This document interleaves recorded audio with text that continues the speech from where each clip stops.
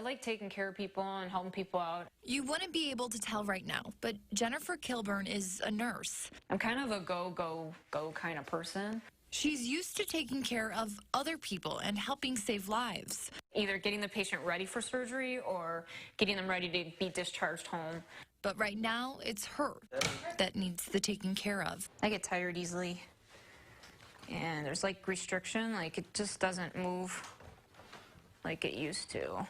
On the early morning of August 9th, Jennifer was headed to her nursing job, off to help even more people. That's when 25-year-old Jessie Liddell blew through this intersection, T-boning her car.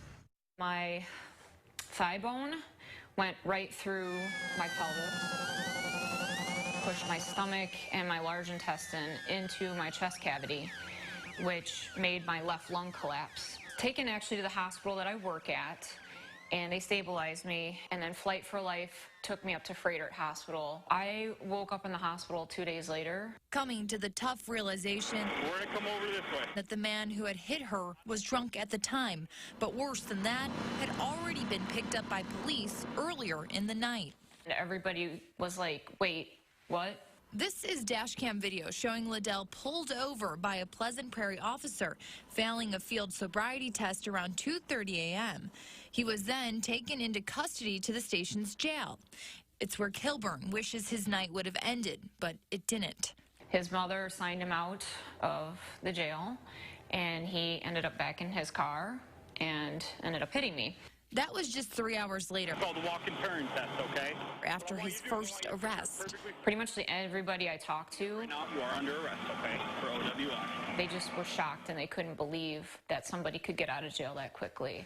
But this isn't the first time this has happened in Wisconsin. From Ashwaubenon to Eau Claire, Milwaukee, and even right here in our area, there are cases in which a person has been arrested twice in one night for drunk driving.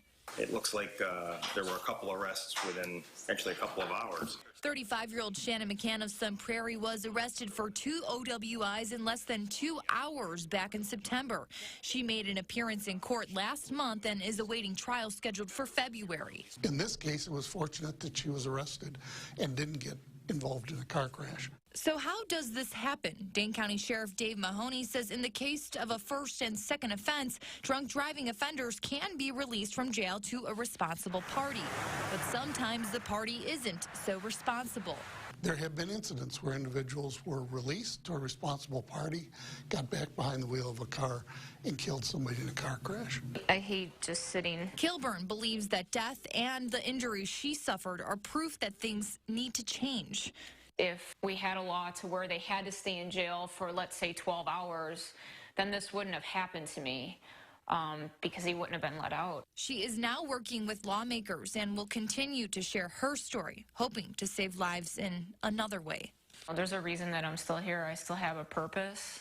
Besides being a nurse and taking care of people, I think my other reason for being here is to try to help make these laws stricter, tougher, so that less people get hurt and killed. Keely Arthur reporting. Jessie Liddell will be back in court on the 20th. He is charged with injury by intoxicated use of a vehicle, which is a felony.